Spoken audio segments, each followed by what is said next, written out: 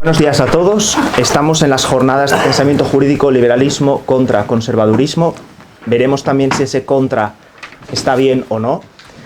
Estas jornadas lo que tenemos por objeto es dual. En primer lugar, queremos conceptualizar de qué queremos hablar cuando hablamos de libertad individual, que es el pilar central del liberalismo clásico, con la autoridad moral o tradicionalismo, que sería el eje vertebrador de lo que podríamos denominar conservadurismo.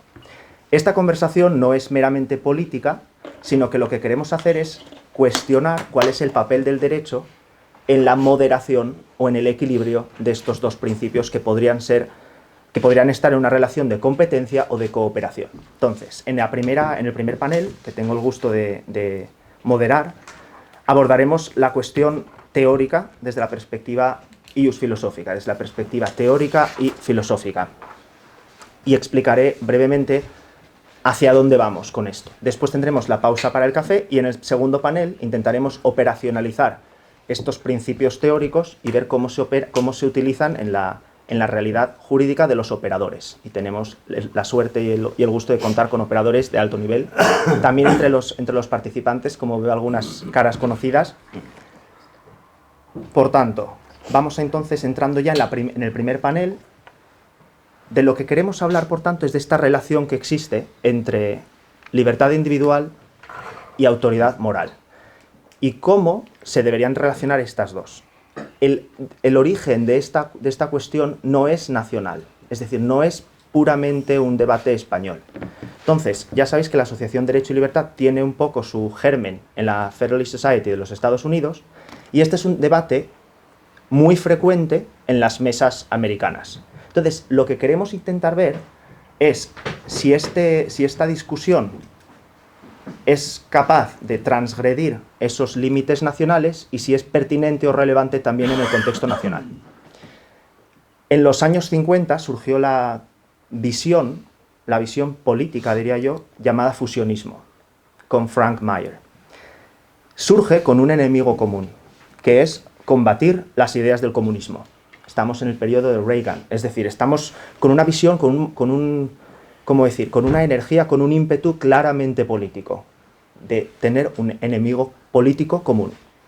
Pues bien, fue esto lo que hizo que la relación entre libertarios, como dirían ellos, o liberales clásicos, por un lado, y conservadores por otro, se aliaran políticamente alrededor del Partido Republicano para centrarse en aquello que les une y no tanto en lo que les separa. Pues bien, esto no ha sido este posicionamiento de reconciliar libertad por una parte con virtud por otra, no es ajena a crítica. Hubo críticas tanto por el lado liberal-libertario, como por ejemplo tendríamos a Rothbard, que es un autor libertario clásico, que se posicionaría muy en contra de caracterizar hacia dónde va la libertad, que es lo que el conservador tiene tendencia a hacer. Es decir, no buscamos una libertad abstracta, neutra, sino buscamos una libertad para un fin que sea valioso en sí mismo. Por otro lado, también los tradicionalistas, como Kirk, también pondrá pegas en el asunto de partir, que el punto de partida sea individualista, que es el propio, quizás es ahí donde nosotros encontremos, como tradición católica, tradición continental, más dificultades también, y podrá ser que la conversación vaya por allí. Entonces la cuestión es, esta conversación de hoy tiene ecos o reminiscencias de este fenómeno histórico contingente en el contexto de los Estados Unidos en los años 50 y 60.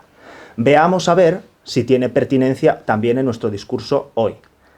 E insisto, nuestro objetivo es conceptualizar y descubrir qué puede hacer el derecho para moderar esta relación entre libertad y virtud, y sobre todo, cómo se manifiesta en la realidad de operadores jurídicos. Es decir, que esto no quede solo en una discusión teórica o teorética incluso, sino que vayamos a las cosas mismas y veamos cómo en el día a día una persona que tenga inquietudes o incluso inclinaciones normativas hacia la defensa de la libertad individual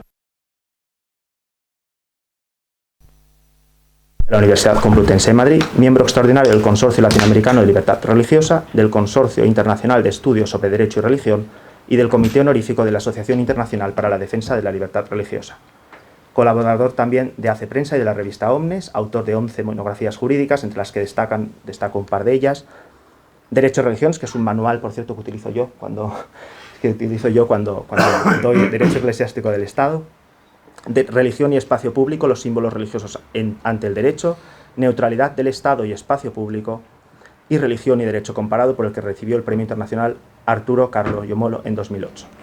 Pues cuando quieran, empezamos entonces por Alfredo Cruz. Fenomenal. Bueno, pues muchas gracias. En primer lugar, pido perdón porque me parece que soy el causante de este retraso. Pero bueno, ha habido un cierto malentendido. Bien, perdón, más o menos, ¿cuánto tiempo? 20-25 minutos. 20-25 minutos. Yo creo que va a ser más que suficiente, ¿no? Bien, entonces, abordando la cuestión de la relación entre derecho, ¿no?, libertad, en el contexto también de la relación entre libertad y virtud, cuál es el papel del derecho respecto de esta relación. Yo diría, para empezar, dos cosas. En primer lugar, la relación entre libertad y virtud se puede entender como accidental o como esencial, es decir, como extrínseca o como intrínseca. Digo así, la libertad por sí misma, en sí misma considerada, por su propia naturaleza, pide la virtud, o la virtud sería un añadido a la libertad, un bien, ciertamente, pero que propiamente no perfecciona la libertad, ¿no?, ni realiza completamente, ¿no?, la naturaleza misma de la libertad. Dice otro modo, el que es virtuoso, ¿no?, y el que no lo es, son igualmente libres de entrada, ¿no?, o no. O hay un cambio en la libertad de uno o de otro. En segundo lugar, ¿cuál es la relación entre la ley y la libertad? La relación es de promoción. La ley promociona la libertad, ¿no?, y por tanto la libertad va desentendida como una meta, como algo que hay que conseguir, como algo en lo que uno ha de convertirse. La libertad es aquello en lo que me he de convertir, he de llegar a ser libre. O la relación es simplemente de pura restricción. La ley restringe la libertad y por lo tanto la libertad no es una meta, algo que hay que adquirir o lograr, sino que es un punto de partida, un dato primigenio, natural, que después la ley tendrá que ver hasta qué punto tiene que recortarla o no. Aristóteles afirma lo siguiente: nadie debe considerar el vivir de acuerdo con el régimen, la politeia, ¿no?, el régimen de la polis, como una esclavitud, sino como una salvación. Y casi de manera más clara, tiempo después, Cicerón llega a afirmar: todos somos siervos de la ley para poder ser libres. No, esta idea, aquí está, estos dos autores clásicos, estas dos frases representan, me parece muy claramente, cómo entendía el mundo clásico la relación entre ley y libertad. Para el mundo clásico, la ley es condición de la libertad. La ley es condición de la libertad. Lo que nos hace libres es el nomos de la polis. Vivir según la norma, vivir según la regla. Según la regla.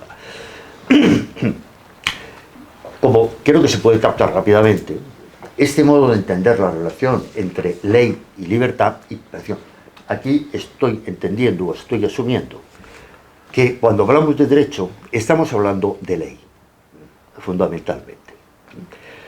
No quiero entrar en esa cuestión, la doy por supuesta y la acepto a efectos de estas reflexiones.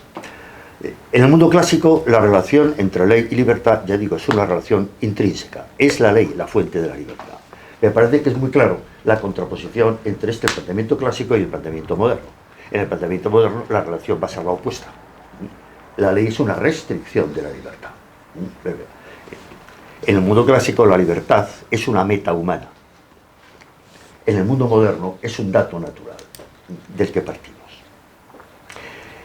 Para Aristóteles, que ha afirmado, ¿no?, que precisamente vivir de acuerdo con el régimen no es una esclavitud sino una salvación, para Aristóteles es conocido que la polis se ordena a la virtud, se ordena a la vida buena, y la ley es para llevar a los hombres a la virtud.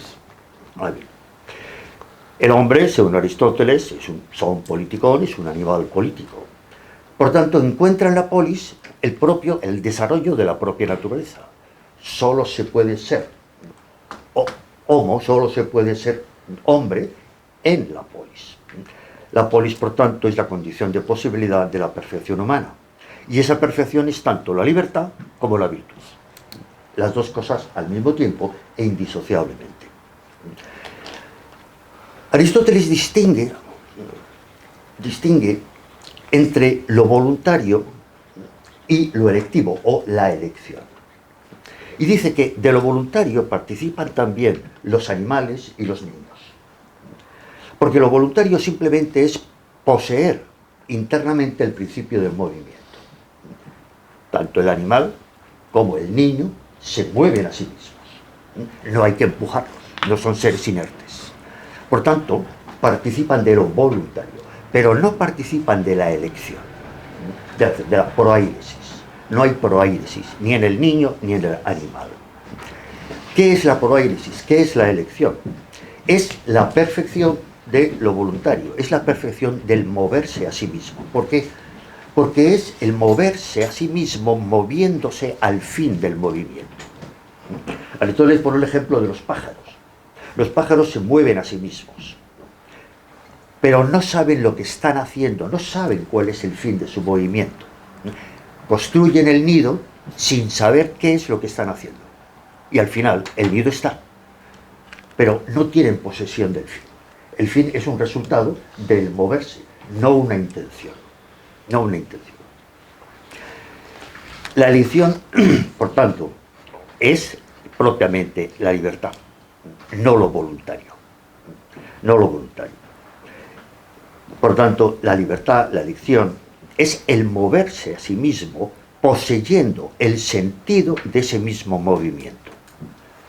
No, digamos así, siendo el sentido del movimiento algo que se da de facto, pero no intencionalmente.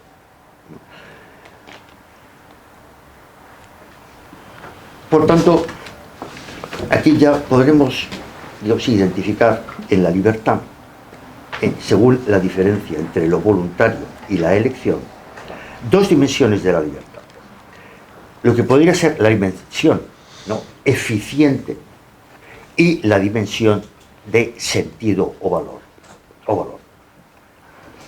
La dimensión eficiente es que la causalidad de mi movimiento está en mí, no está fuera de mí. Soy sujeto eficiente para moverme. Pero otra cuestión es que además de la eficiencia, posea el sentido de ese movimiento, que efectivamente yo soy la causa eficiente de él. Podemos decir que, en resumidas cuentas, la libertad es la perfecta propiedad de nuestros actos. Uno es libre cuando sus actos son perfectamente suyos. Perfectamente suyos. Pero esa perfección afecta a la eficiencia y al sentido.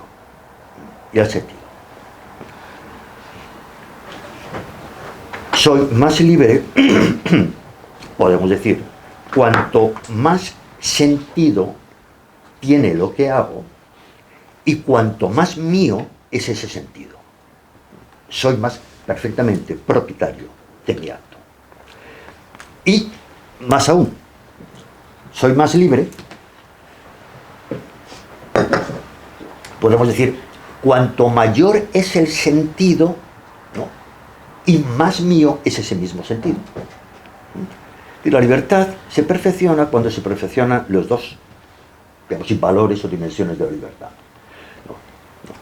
La eficiencia propia y el sentido de la acción siendo ese sentido propio. Y pensemos, nuestras acciones tienen mayor sentido cuanto más intersubjetivo es el sentido de ellas.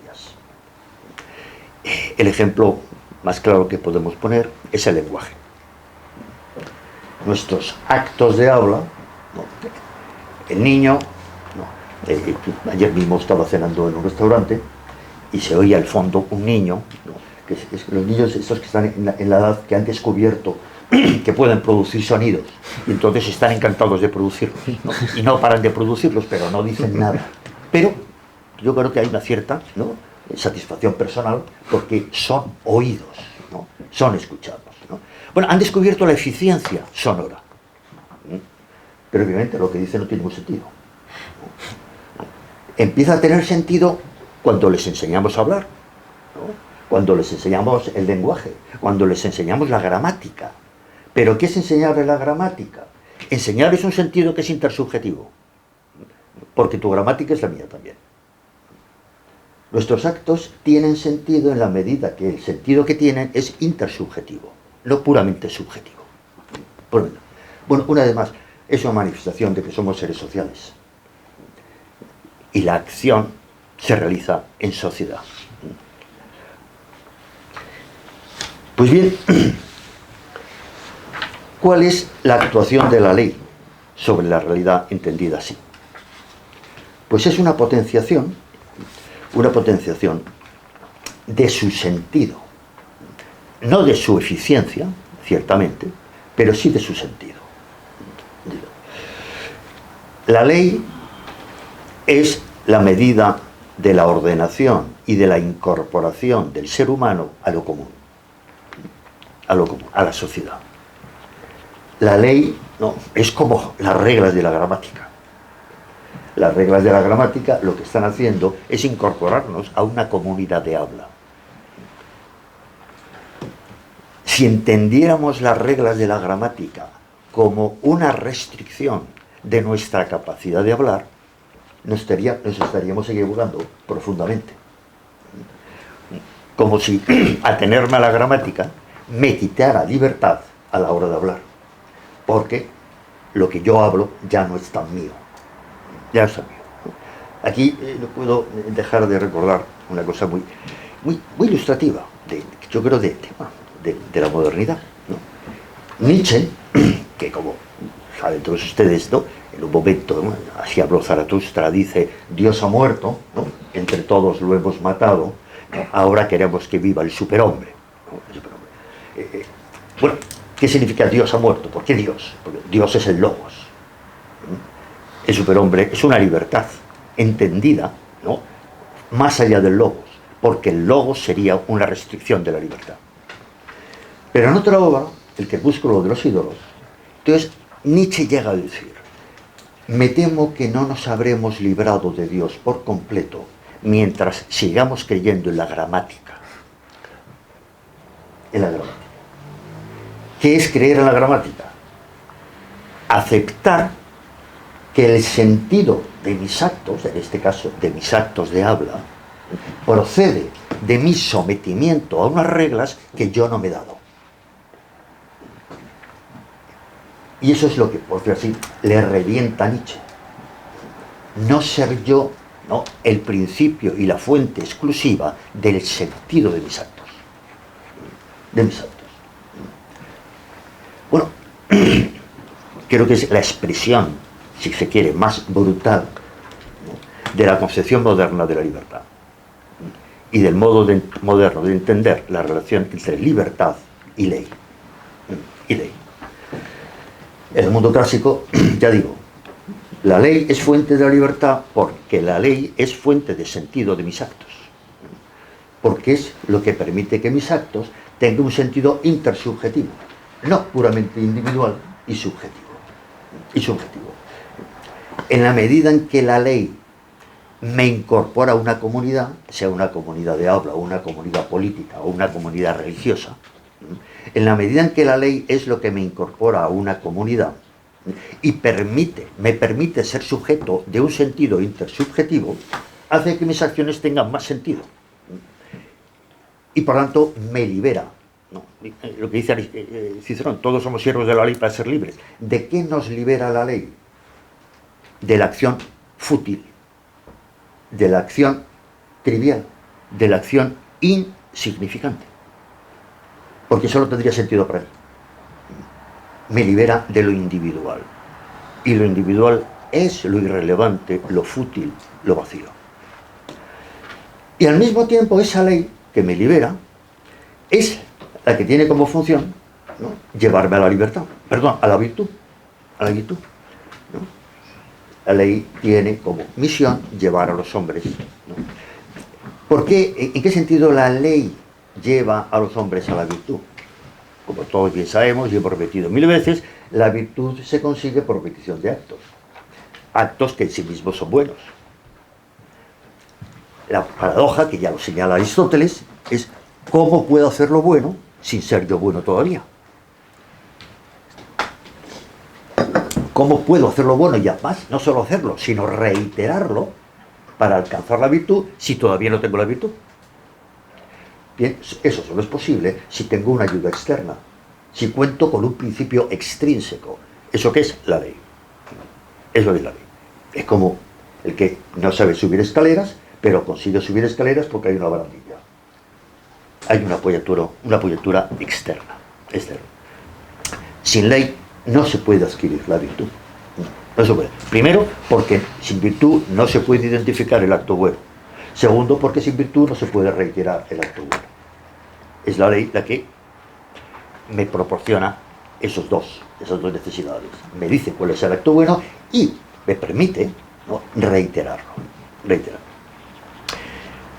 En el mundo clásico, como habéis sabido también, libertad, o por lo menos uno de los términos que se utiliza para expresar más o menos nuestro concepto de libertad, que posiblemente no existe en el mundo antiguo, ¿no?, es eleuseria. Y eleuseria significa vivir según la costumbre. Es decir, para el hombre antiguo no existe libertad individual. La expresión nuestra, libertad individual, es un oxímoron. Como individuo es como no puedo ser libre. Solo puedo ser libre viviendo según una medida, un nomos común, un nomos, ¿no?, intersubjetivo, un nomos colectivo. Pues bien, al final, ¿qué es lo que ocurre? La libertad consiste en la perfecta participación, y perfecta significa activa, en lo común. En lo común. Yo voy a decir, soy libre, según el mundo clásico, cuando soy principio activo de lo compartido. Soy principio activo de lo compartido. Entonces soy más libre. Volvamos al ejemplo tan recurrente, sí, pero del lenguaje. ¿Quién es más libre hablando? Pues es más libre hablando aquel, ¿no?, que ha hecho más suyo el lenguaje. ¿Quién es más libre hablando? El poeta, el literato. Ese sí que es un miembro libre de la comunidad lingüística. De la comunidad. El que tiene un lenguaje pobre, en el fondo, que no hace otra cosa que repetir pasivamente y por pura mímesis, ¿no?, unos esquemas, ¿no?, ya prefijados. Ese no es libre. Ese no es libre. Es libre el que se ha convertido en principio activo de lo común. Muy bien, pasemos entonces ahora al mundo moderno, representado básicamente por el liberalismo. El mundo moderno, en muchos sentidos, tanto intelectual como político, como social, como muchos sentidos, parte de una experiencia, la experiencia del disenso, del desacuerdo. Desacuerdo en los fines, desacuerdo en los valores, desacuerdo en qué consiste lo perfectivo del ser humano. Y por lo tanto, desacuerdo sobre a qué se le puede llamar virtud. Pensar sobre la base de esta experiencia suscita la necesidad de buscar certezas y, digamos así, proceder de manera incuestionable para no incurrir en lo polémico, en lo discutido. Hay que buscar un punto de partida incuestionable para proceder con rigor y sin entrar en los terrenos difíciles de lo discutido y poder progresar de manera, digamos así, convincente para todos. Para todos. Bueno, ¿cuál es el punto de partida? El punto de partida va a ser la libertad como dato natural. Mire, no nos podemos plantear en qué consiste, ¿no? La perfección de la libertad. No nos podemos plantear, pensar en una libertad como meta, porque precisamente como meta no estamos de acuerdo. Solo podemos plantearnos una libertad tomada como dato inicial. Aun cuando no fuera cierto. Pero el pensamiento social va a poder tener rigor si tomamos como punto de partida que todos somos igualmente libres. Insisto, aunque no fuera cierto. Pero ese es el único punto de partida, ¿no?, que podemos establecer, aunque sea convencionalmente. A partir de ahí hay que empezar a pensar. Obviamente, si partimos de la base, ¿no?, de que el ser humano no es un son político, no es un animal social por naturaleza, no está llamado a la virtud, etc. No, simplemente es un ser libre, es un individuo dotado de libertad, ¿no?, y una libertad que es igual en cada uno, si ese es el único punto de partida asumible, ¿cuál es la inmediata conclusión? Lo político no puede tener otra función que una función instrumental. No puede tener otra función que la preservación de ese dato natural. La ley, por tanto, no puede actuar respecto de esa libertad de otra manera que como recorte. Esa es la hipótesis clásica del contractualismo moderno del estado de naturaleza. Como hemos de suponer, obviamente esto no pretende tener ninguna realidad histórica, ¿no?, es una hipótesis mental, cómo tenemos que pensar al ser humano como punto de partida. ¿Cómo podemos pensarlo, ¿no?, en un supuesto estado de naturaleza? Es decir, encontrando en él solo lo que supuestamente la naturaleza le daría, no lo que la polis, la ley, el orden, el derecho o la cultura le daría. Ese ser humano es un individuo con sus intereses y su libertad para decidir sobre sus intereses y sobre la forma de la satisfacción de sus intereses. Respecto de un ser humano pensado así, la ley después solo puede actuar como restricción. Restricción de ese mismo patrimonio, ¿no?, inherente. ¿Qué es lo que puede hacer justificable esa restricción? Obviamente, el mismo punto de partida. Que la libertad de uno sea compatible con la libertad de otro. Que la búsqueda de la satisfacción de sus intereses por parte de uno no menoscabe la posibilidad, ¿no?, de satisfacer sus intereses por parte de otro. La ley no tiene otro objetivo que conciliar libertades naturales y, por tanto, someterlas al recorte mínimo imprescindible. Y va a aparecer como el criterio fundamental de este recorte el principio de daño. ¿Cuál es la única razón para recortar la libertad de uno? Que el ejercicio de esa libertad puede implicar un daño para otro. No hay más criterio para establecer la ley. No hay más criterio para justificar el margen de recorte, ¿no? Muchos otros van a decir, ¿qué es la libertad en sociedad? La libertad de sociedad es el resto de libertad natural que le queda al individuo, ¿no?, para ser compatible con la libertad de los demás. Es un resto de la libertad natural. Por tanto, la ley ya no tiene como función la virtud. La ley no tiene ninguna función perfeccionista respecto de otro. Simplemente es un cálculo, ¿no?, de conciliación. Precisamente, la idea que va a aparecer es que todo planteamiento perfeccionista es un peligro para la libertad. ¿Por qué? Porque supondría someter la libertad a unos recortes que no vienen justificados por su mera conciliación con la libertad de otro. Estaríamos sometiendo la libertad a unas finalidades que no son racionales. Entonces, hemos de limitarnos simplemente a los recortes estrictamente necesarios para la pura compaginación de libertades, no a recortes o a sometimientos o a condicionamientos de la libertad de cara a un perfeccionamiento. El perfeccionamiento es algo completamente subjetivo. Es cada uno el que tiene que juzgar en qué consiste su perfeccionamiento. ¿Qué está ocurriendo aquí, entonces?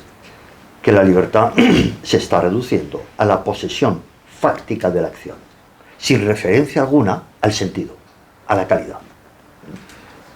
Estamos teniendo un concepto puramente eficientista de la libertad. Ser libre es simplemente ser causa eficiente, exclusiva de lo que hago, sin ninguna referencia al sentido. La calidad de la acción no afecta a la perfección de la libertad. El que mata es tan libre como el que ayuda a que no muera otro. No hay diferencia en cuanto a la libertad entre la acción buena y la acción mala. Las dos son igualmente libres. La acción mala la llamamos mala, ciertamente, porque está obstaculizando la libertad de otro. Pero al decir que una acción es mala, no estamos diciendo que el sujeto, como sujeto libre, se esté deteriorando. Eso es algo dicho en otros términos, ¿no? Estamos afirmando que la acción buena y la acción mala, las dos son igualmente acción. Tan acción es la acción buena como la acción mala. Y eso tiene un problema. Sí, a la entrada uno puede pensar, bueno, me parece a mí que efectivamente la acción buena es tan acción como la acción mala. Otra cosa es que la acción es mala, pero la acción mala es acción. Si afirmamos eso, tenemos un problema. ¿Cuál? Que la condición de mala y buena de la acción es una condición extrínseca. Es una condición extrínseca. Estamos cayendo en un extrinsecismo moral. Porque llamamos buena a una acción por algo que no la perfecciona como acción. Y llamamos mala a una acción por algo que no la deteriora como acción.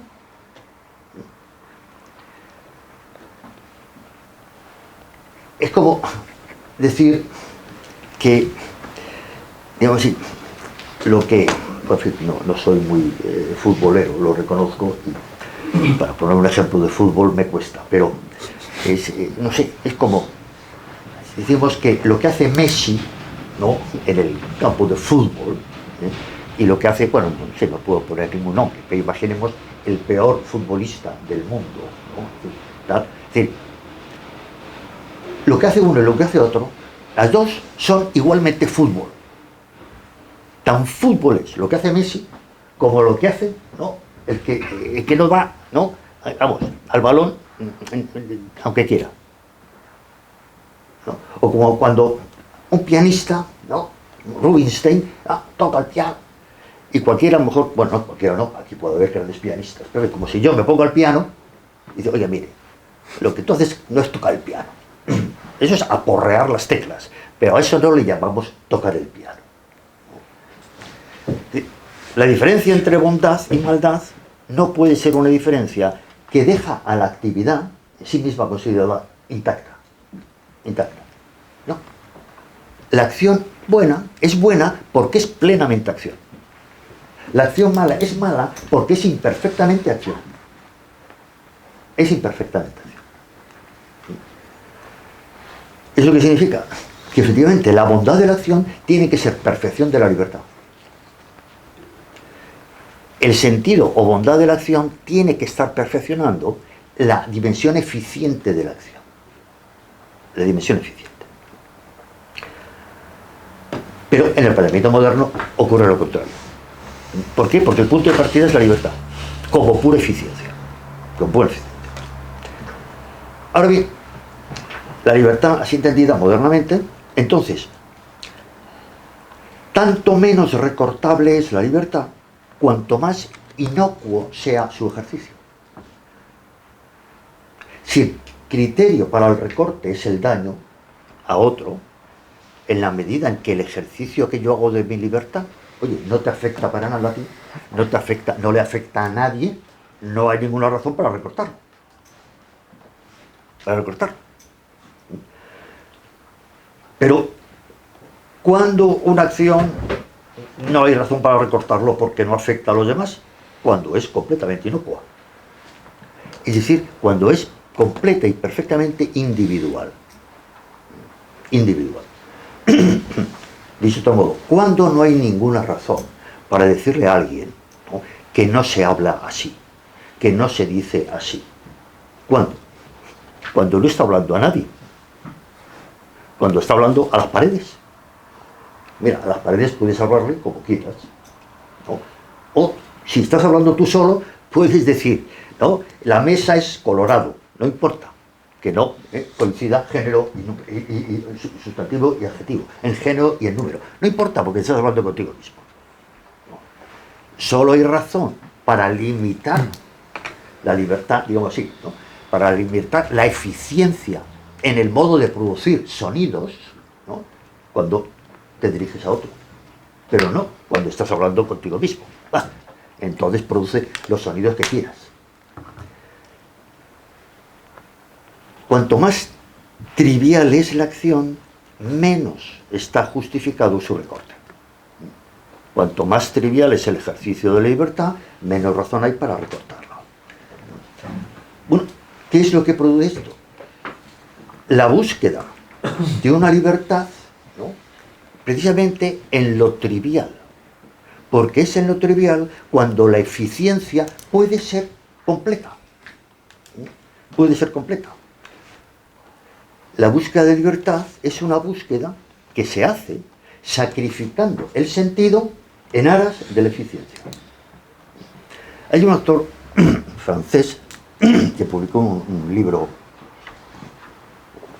ya hace bastantes años, 25 años, muy interesante, que se llama La tentación de la inocencia, Pascal Bruckner, y que en un momento determinado viene a decir, bueno, siglos de lucha por la emancipación del hombre, por la libertad, nos ha declarado por fin la libertad de elegir entre varias marcas de detergente. Bueno, ese es el tipo de libertad que ha proporcionado la modernidad. Efectivamente, soy propietario de manera incondicional y absoluta de mi acción como principio eficiente de ella cuando el sentido es trivial. Cuando el sentido es trivial. Hay un sacrificio del sentido en favor de la plena eficiencia. De la plena eficiencia.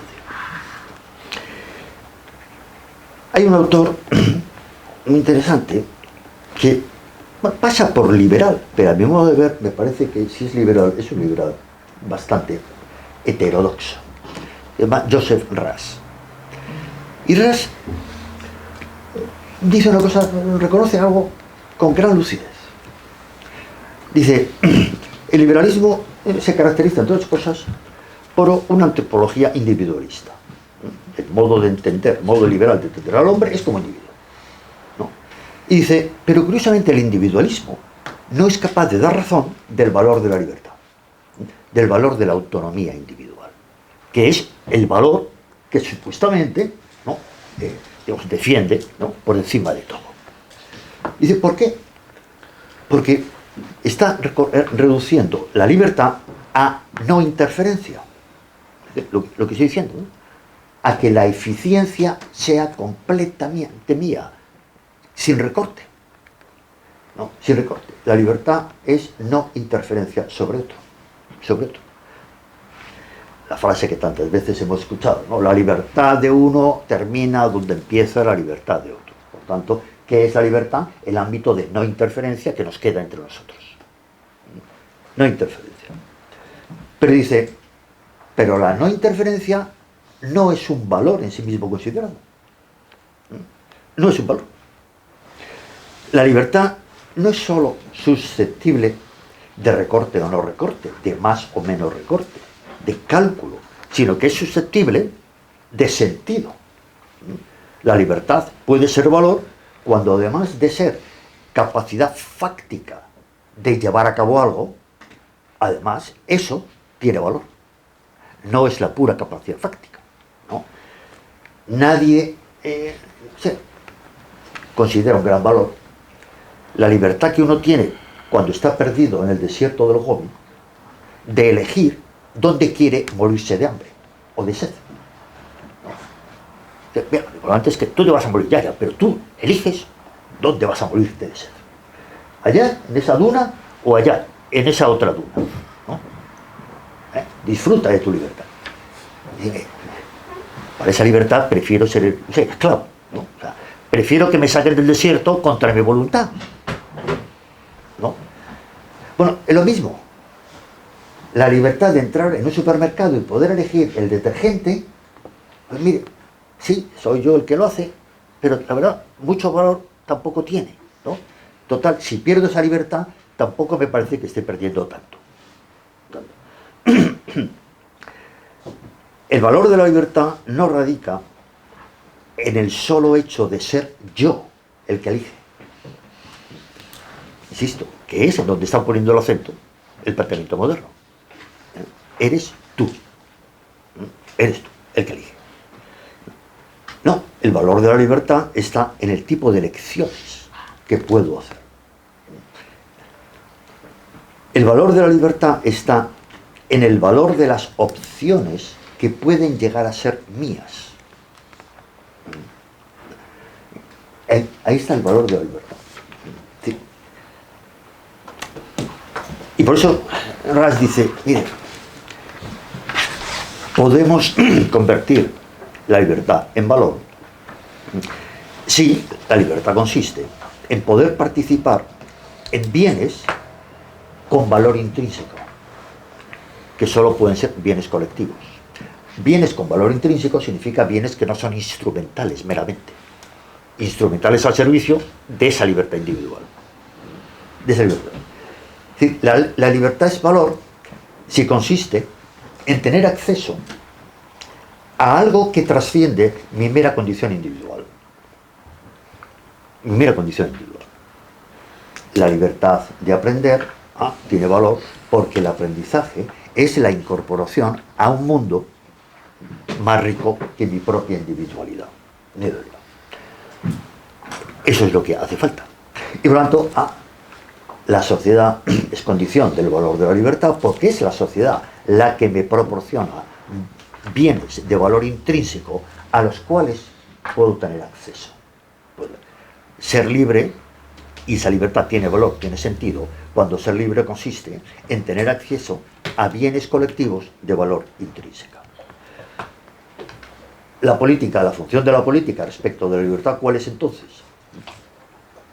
Posibilitar y promover opciones vitales, valiosas y accesibles. Esa es la función de la política respecto de la libertad. No el recortar la libertad individual lo necesario para ser compatible con la libertad individual de otro, sino el proporcionar bienes colectivos, opciones vitales valiosas, intrínsecamente valiosas, y hacerlas accesibles. Y finalmente, y con esto acabo, y por eso la cuestión clave política, tanto política como en el fondo jurídica, es buscar el equilibrio entre la promoción y conservación de la calidad de los bienes colectivos y el grado de accesibilidad a los bienes colectivos. Porque como señala un autor también, Walser, dice, el grado de accesibilidad a un bien puede afectar a la calidad de ese bien.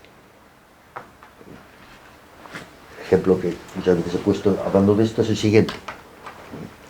Si facilitamos el acceso a la universidad, se puede acceder a la universidad aunque no se sepa leer y escribir. Se puede acceder a la universidad aunque se sea sordomudo. Se puede acceder a la universidad aunque se haya suspendido todo el bachillerato. Nada de elitismo. Hemos ampliado la accesibilidad de ese bien que llamamos universidad. ¿Cuál es el efecto? Que la calidad de ese bien se viene abajo. Desciende. Desciende. Digo así, al final, a nadie le interesaría ir a una universidad, ¿no?, a la que tienen acceso los analfabetos. Hay que mantener el equilibrio exacto entre calidad de los bienes y grado de accesibilidad. La libertad es el grado de accesibilidad a bienes con calidad. A bienes con calidad. Y por lo tanto, en el fondo, la medida de la libertad, en este sentido, es la medida de los derechos. Porque los derechos son la participación, el acceso a bienes colectivos con valor intrínseco. Pues muchas gracias.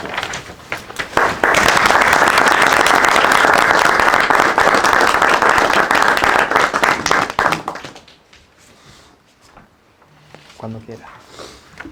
Muchas gracias, Adrián, por esta invitación a participar de esta jornada. Un sábado, fiesta de la Almudena, me di cuenta ayer que iba a ser fiesta en Madrid, que por tanto aparcar sería más sencillo, lo cual era una ventaja al venir de lejos. Comenzaré con una anécdota y explicando una circunstancia que lleva a que esté yo hoy aquí. La anécdota es que hace aproximadamente 2 años estaba en el Círculo de Bellas Artes en un coloquio sobre derechos humanos y derechos fundamentales, y allí, en esa circunstancia, conocí a Higinio Marín, que seguro que a ustedes les suena. Y entonces estuvimos charlando de libros. Esto suele pasar entre profesores de universidad, ponerse a charlar sobre libros. ¿Qué le vamos a hacer, no? Y entonces le dije que había leído la filosofía política de quien hoy me acompaña aquí, en esta mesa, y me dijo, eso no es lo mejor, tienes que leer Ethos y Polis. Y efectivamente leí Ethos y Polis y me he convertido... Higinio es un gran amigo. Claro. Es un gran amigo. Eso lo explica todo. Eso yo no lo sabía, pensé que lo hacía solamente por la calidad. Pero bueno, leí Ethos y Polis y ya me dedico a recomendarlo a todo ser viviente. Incluso a mis alumnos de doble grado de Derecho y Filosofía, pues que están en primero, y como decimos habitualmente, en primer semestre, confórmate con desasnarlos, ¿eh? Pero se lo recomendé a los del año pasado, empezaron a leerlo, me buscaron y me dijeron, profe, ¿no habría un hueco a mediodía para sentarnos y hablar de este libro? Entonces eso ya me impactó y dije, bueno, todavía en la universidad hay esperanza, ¿no? Bien, esa sería mi primera recomendación para todos ustedes. Me parece que hemos escuchado una síntesis magnífica de parte de ese libro, pero han quedado muchos puntos interesantes sobre los cuales cada uno puede profundizar. Y luego la otra cuestión previa es que habitualmente yo me dedicaba al derecho eclesiástico del Estado, lo que en el ámbito norteamericano pues se llama Law and Religion, hasta que, como suele ocurrir en las universidades, pues las autoridades académicas entendieron muy oportuno, para ser modernos, variar el plan de estudios. Esto suele suceder cada 10 años, ¿eh? O sea, cada 10 años hay que cambiar el plan de estudios, salvo situaciones excepcionales, como fue el plan de estudios del año 1953, que estuvo vigente muchísimo tiempo, ¿verdad? Y entonces cambiaron el plan de estudios y en el fondo una facultad de derecho grande, como es la mía, pues es como una pecera, hay peces grandes y peces pequeños, ¿no? Y en este caso yo era un pez pequeño, dedicado al derecho eclesiástico del Estado, y fui devorado por los peces grandes, ¿no? Pero claro, al mismo tiempo las autoridades académicas se dieron cuenta que al pez pequeño no lo podemos reducir a su despacho leyendo por las mañanas el Marca, sobre todo si no le gusta leer el Marca, o a jugar al solitario. Hay que darle algo para que dé clase, ¿no? Y entonces nos dieron una asignatura titulada La formación del derecho común europeo. Inicialmente lo ves así de lejos y dices, bueno, pues qué horror, ¿no? Yo no me dedico a esto, yo al derecho común europeo no me dedico, ¿no? Esto no es lo mío. No hice la tesis sobre el derecho común europeo, pero claro, luego la vida te depara alegrías, ¿no? Y te das cuenta que en el fondo el derecho común europeo era una oportunidad de explicar cosas que si no, no se explican. ¿Por qué? Porque habitualmente se habla de la teoría general del derecho, se habla de habilidades básicas del jurista, cosas de este tipo, microondas para abogados, primeros auxilios para letrados, ¿no? Pero no se entra a las cuestiones de fondo. Y efectivamente es una asignatura que me permitió sumergirme en lo que son las grandes raíces del derecho. No se entiende la revolución que se produjo en el siglo XI y XII en el derecho europeo, lo que Harold Berman, el historiador de la Universidad de Emory, denominó ley y revolución, o derecho y revolución, centrándose en esos dos siglos, no se entiende sin lo que había pasado antes. Por eso también les recomiendo, quizá para algún hueco libre, que vuelvan a repasar el libro quinto de la Ética a Nicómaco, sin el cual es muy difícil entender todo lo que sucedió después. Y por supuesto, ya hemos hecho referencia, ha hecho referencia Alfredo Cruz Prados a ello, Cicerón, la República y las leyes.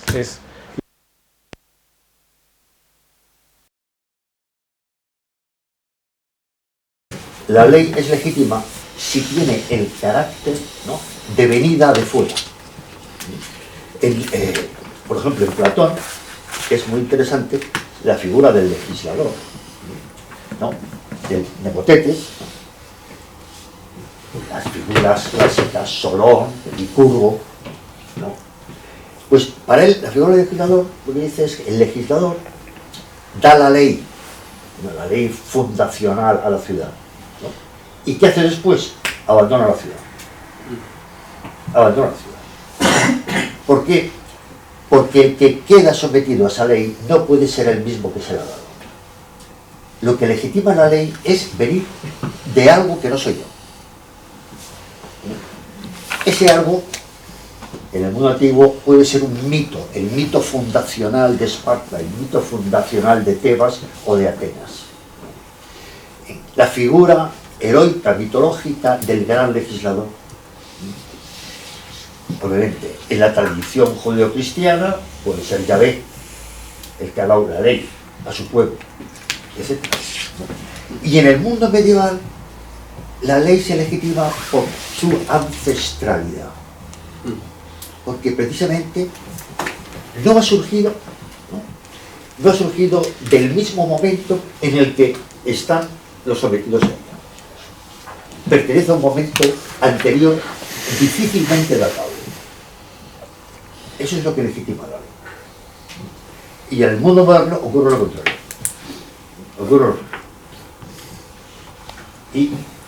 Y por eso, de ahí la contradicción del mundo moderno, en que si la ley se fundamenta en la autolegislación, la ley es legítima en la medida en que es autolegislación.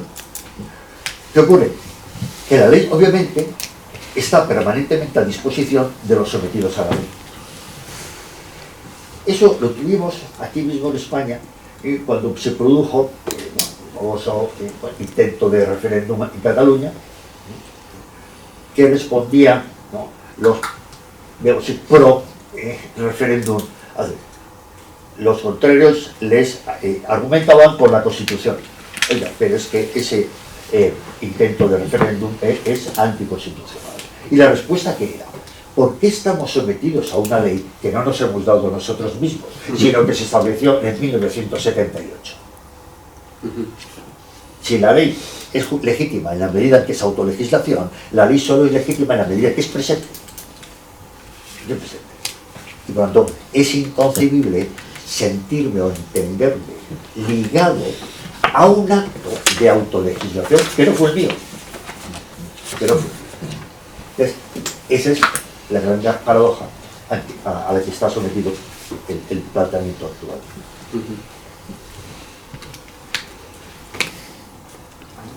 Y a mí me gustaría añadir una cosa mínimamente respecto de esta cuestión. Por una parte recuperar una idea que está latente cuando hemos estado hablando de la ley, y es que en el periodo premoderno un elemento que caracteriza siempre a la ley, o una tensión que encontramos a la hora de definir la ley, es de un lado la recta ratio, ¿no?, que tiene que presidir todo lo que viene detrás, la generalidad, la suficiente promulgación y el bien común, y la tensión que se observa respecto del derecho público romano, que habla de que es quos principi placuit, ¿no?, aquello que satisface eso por una parte. Pero me parecía casi más interesante lo del consentimiento, porque en una reciente monografía de una profesora de la Universidad de la Sorbona de Derecho Civil, Muriel Fapaer-Mañán, que se llama, se me acaba de olvidar, ¿cómo se llama?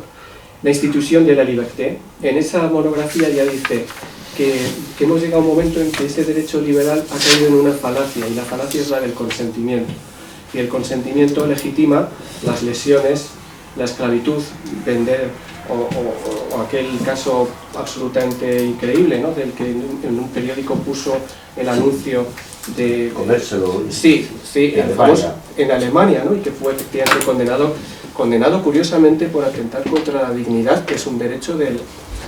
Ella dice, es una falacia. ¿Por qué? Porque el consentimiento efectivamente es una llave formal que abre o cierra el tema de cuándo la lesión es imputable o no imputable, o la ley del sí es sí. Y ella dice, no, hay que irse un poco más atrás, porque somos seres humanos.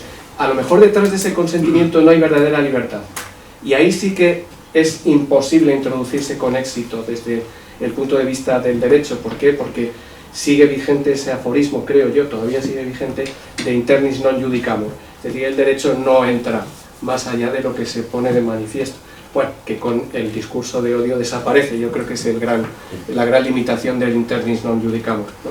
Sí, solamente quería decir esto y creo que lío. Sí, pero no sé cómo estamos de tiempo.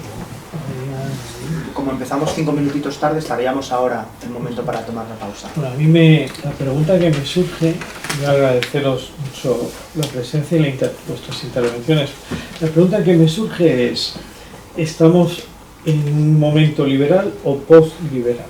Es decir, ¿las normas represivas no empiezan a prevalecer sobre las permisivas, o incluso las aparentemente permisivas para unos se han convertido y revierten en represivas para otros? Delitos de odio, delitos de pensamiento. ¿Por qué, si el paradigma es una libertad que se centra sobre uno mismo, y cuanto más se centre sobre uno mismo, entonces más libre, más ejercicio de la libertad, por qué todo el mundo está de acuerdo, y no solo en España, sino de un modo general en todas las legislaciones occidentales, en que cuando un adulto pide una ayuda para una práctica de conversión, una terapia de conversión, eso es delito? ¿Por qué? Porque ahí eso es el paradigma de un adulto que decide autodeterminarse, pero resulta que si ese adulto quiere autodeterminarse y llegar a un pacto con otro para hacer una terapia de conversión, eso está prohibido. Pero si fuera en sentido contrario, estaría permitido. Pero es más, si tienes 7, 8, 10 años y quieres empezar a transicionar, entonces si tienes ese derecho y puedes ejercer esa autonomía, es decir, y entonces veo en esto algo más que una anécdota y una pura contradicción. Es decir, a mí me da la impresión de que este absurdo, que es un absurdo de categoría, claro, dices, bueno, es que esto ocurre en España. En España nos hemos vuelto locos porque, por lo que sea, ¿no? Pero dices, no, es que en Francia opinan lo mismo. No, en Francia. Es que en Alemania, es que en Estados Unidos dices, uy, ¿qué es lo que hay aquí? ¿Y en dónde estamos ahora como momento histórico?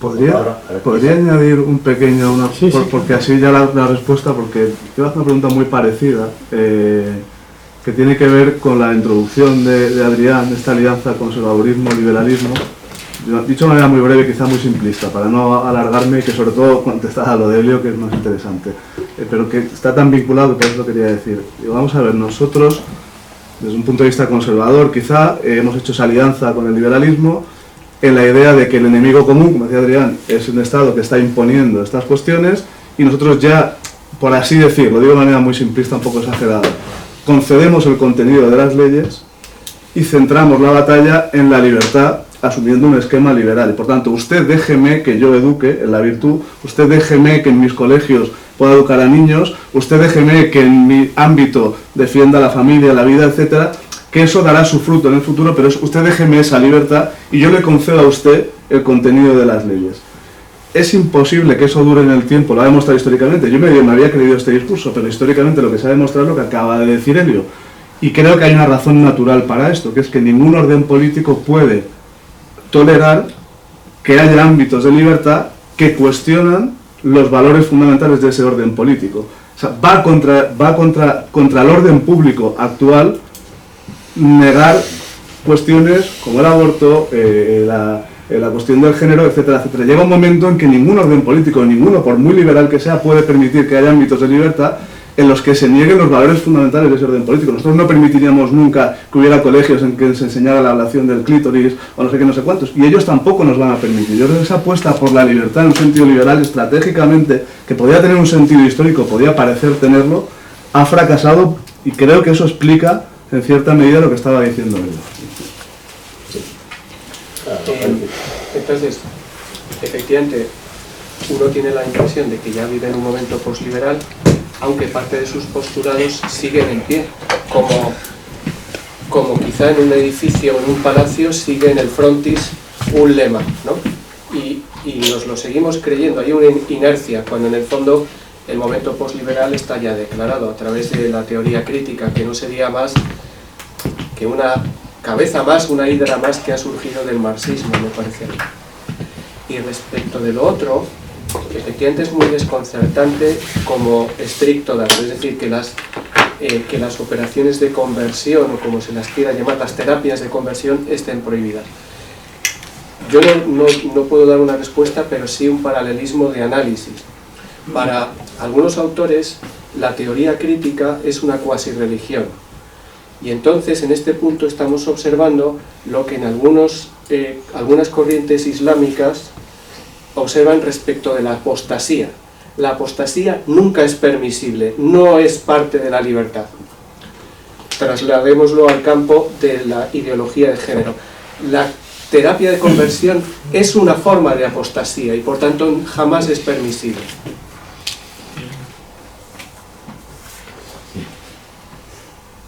Yo lo que te diría por una parte, lo que has dicho, pero no sé cómo te llamas. Pablo. Estoy completamente de acuerdo y creo que es una clave muy importante. Me parece que, si se me permite hablar así, ¿no? El mundo conservador, incluso cristiano, se ha equivocado, ¿no?, en el lenguaje que ha aceptado. Hemos aceptado, hemos aceptado, ¿no?, el lenguaje moderno. Hemos aceptado en buena medida la modernidad como si fuese un cauce por el que podían seguir discurriendo las mismas aguas. Y sencillamente no es posible. Nos hemos creído, antes, bueno, que tal y como decía la modernidad, lo político puede ser instrumental. Cabe un orden político y legal que sea instrumental. Y que por tanto, si es instrumental, ciertamente a algunos les puede servir para sus objetivos, pero a nosotros también nos puede servir para los nuestros. Para los nuestros. La libertad individual, bueno, puede servir para hacer eso, pero también puede servir para educar a nuestros hijos como queramos. La libertad individual puede servir a unos para decir Dios no existe, pero para nosotros nos puede servir para decir que Dios existe.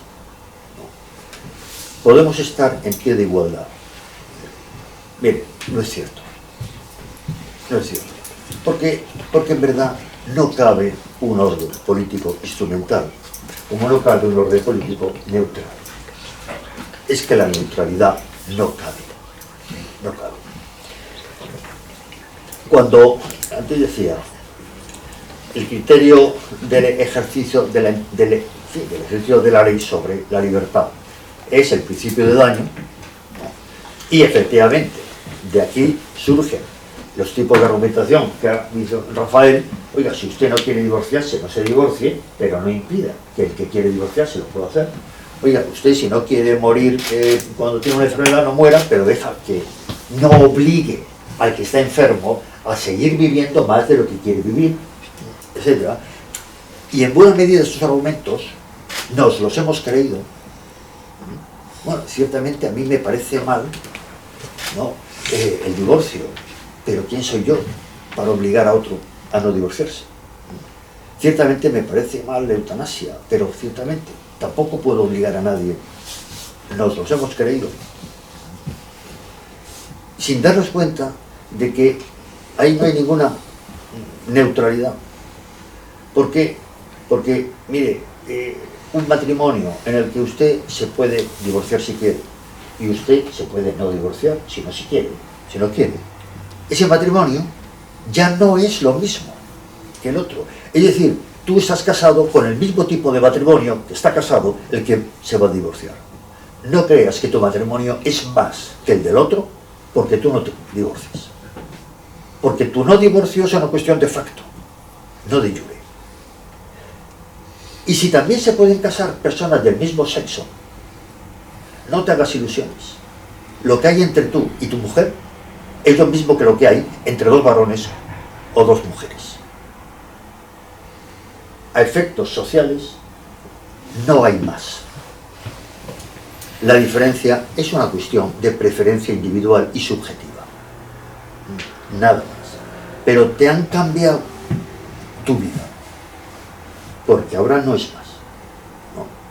Y que tú sigas viviendo, por mucho que te duela el estómago, mira, tu vida, bueno, tienes esa rareza, ¿no? Pero tu vida vale para la sociedad lo mismo que vale la vida del que dice que se le quita. Es decir, no pensemos que socialmente seguimos haciendo lo mismo. No pensemos que simplemente se han diversificado las posibilidades. No, si se han diversificado las posibilidades y la nuestra ha pasado a ser una de entre varias, ¿no?, es que la institución ya es otra cosa. Ya es otra cosa. Como, permitidme este ejemplo, antes ha puesto la idea de la libertad para elegir entre varias marcas de detergente, ¿no?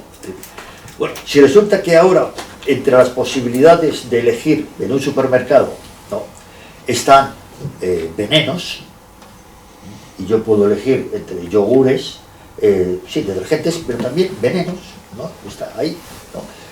¿Para qué? Pues para tomar y morirme. Mire, no es que se hayan ampliado las posibilidades de un supermercado y mis posibilidades de elección. No, es que ahora un supermercado es otra cosa.